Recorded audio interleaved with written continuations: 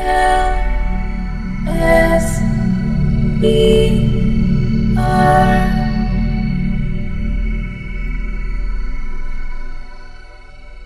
Halo teman-teman semua, perkenalkan saya Jessica Nadia.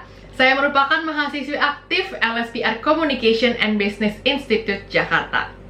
Pada kesempatan ini, saya ingin berbagi pengetahuan mengenai public relations seperti yang telah saya dapatkan di semester 6 ini dalam mata kuliah Public Relations Program. Nah, pertama-tama, saya ingin menjelaskan mengenai makna public relations atau PR menurut para ahli. Yang pertama menurut Theodore Newton Vail. Ternyata public relations atau PR itu berbeda dengan advertising.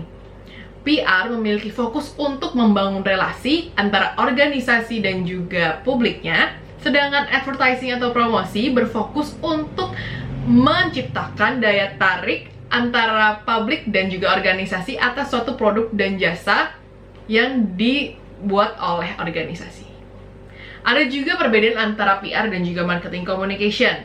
Perbedaannya adalah PR berfokus terhadap pola interaksi dalam jangka panjang antara organisasi dan juga publik. Sedangkan marketing communication fokusnya adalah untuk mendorong adanya pertukaran ekonomi antara organisasi dan juga publiknya. Nah, yang kedua, menurut Ivy Lee. Nah, Ivy Lee ini berpendapat bahwa PR itu seharusnya mampu berkomunikasi dua arah dengan publiknya.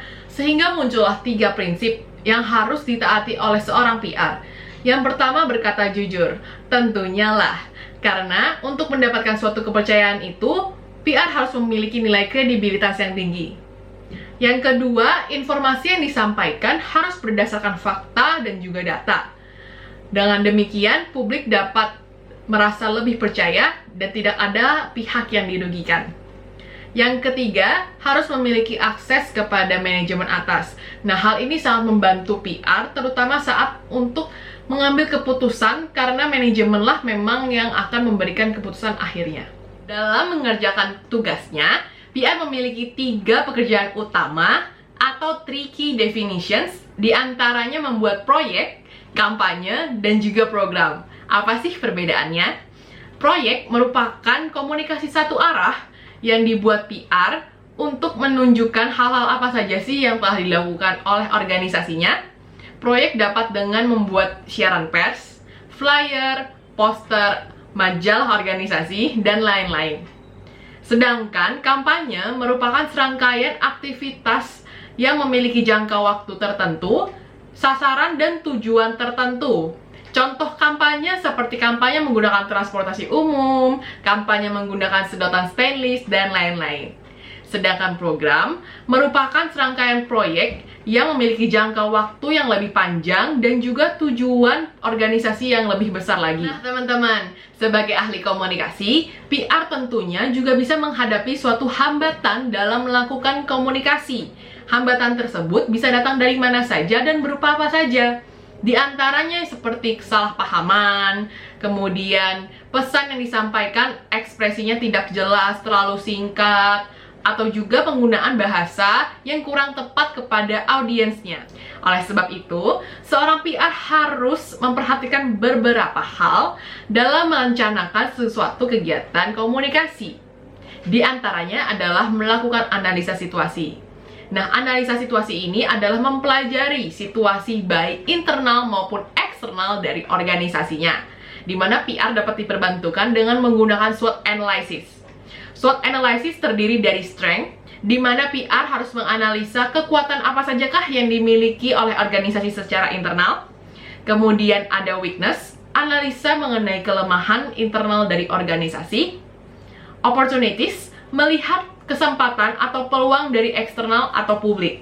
Dan juga threats, mempelajari apakah ancaman yang terjadi di antara publik atau dari eksternal organisasi.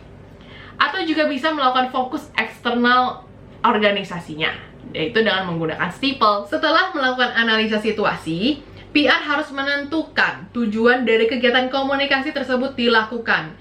Dan dalam menentukan tujuan dapat dibantu dengan menggunakan SMART objektif yang terdiri dari spesifik, di mana kita harus menjelaskan secara rinci kegiatan komunikasi tersebut dapat dicapai dengan tujuan seperti apa. Kedua adalah measurable, bahwa ada tolak ukurnya, seperti kenaikan publisitas, media coverage, dan lain-lain. Kemudian adalah achievable, bahwa kegiatan komunikasi yang dirancang wajib dapat dilakukan secara maksimal. Realistik, kegiatan komunikasi dapat diadakan secara realistis dan dapat menggunakan budget yang tepat. Time, bahwa ada time limit atau deadline. Perencanaan komunikasi yang dibuat, kita harus tahu sejauh mana dapat tercapai keberhasilannya, dan juga apakah objektif tersebut tercapai juga. Kemudian adalah menentukan target publik. Dengan siapa sih kita berbicara? Sasaran publik seperti apa? Dan hal tersebut kita dapat menentukannya dengan melalui demografi, psikografi, geografi, atau geodemografi. Nah, tujuannya adalah agar kita dapat memaksimalkan susunan komunikasi. Jika kita berbicara dengan target publik yang berbeda, maka pesan tersebut bisa saja menimbulkan kesalahpahaman. Kemudian adalah strategi. Setelah kita mengetahui siapa sih audiens kita dapat membuat langkah-langkah yang dibutuhkan untuk mencapai tujuan dari komunikasi tersebut sesuai dengan cara yang efektif dan juga efisien terhadap publik yang kita pilih.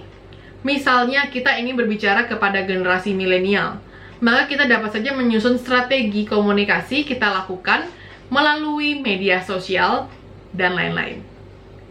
Setelah itu menentukan taktik. Taktik adalah penjelasan cara secara rinci apa saja yang kita lakukan untuk mengimplementasikan strategi yang telah kita tentukan tersebut. Berikutnya adalah time, bahwa dalam melakukan PR program harus ada waktu yang ditentukan sehingga segala kegiatan atau tugas-tugas yang dijalankan dapat terselesaikan dengan tepat waktu. Berikutnya juga adalah budget. Nah, ini merupakan hal yang sangat penting dalam melaksanakan kegiatan komunikasi. Kita harus mampu membuat estimasi budget untuk mengurangi atau mencegah adanya penumpukan biaya atau kekurangan biaya. Dan yang terakhir adalah evaluasi. Evaluasi keseluruhan kampanye, program, atau proyek tersebut sehingga kita mengetahui apakah objektif yang ditentukan tercapai. Dan evaluasi ini dapat kita lakukan dengan berbagai metode seperti kuesioner kuantitatif atau kualitatif, logbook, media coverage, dan lain-lain. Dengan adanya evaluasi, kita juga dapat menjadi tolak ukur untuk mengadakan kampanye program komunikasi yang berikutnya. Demikian informasi mengenai public relations yang saya sampaikan. Semoga dapat berguna bagi teman-teman semuanya. Tetap sehat, tetap semangat. Sampai jumpa lagi.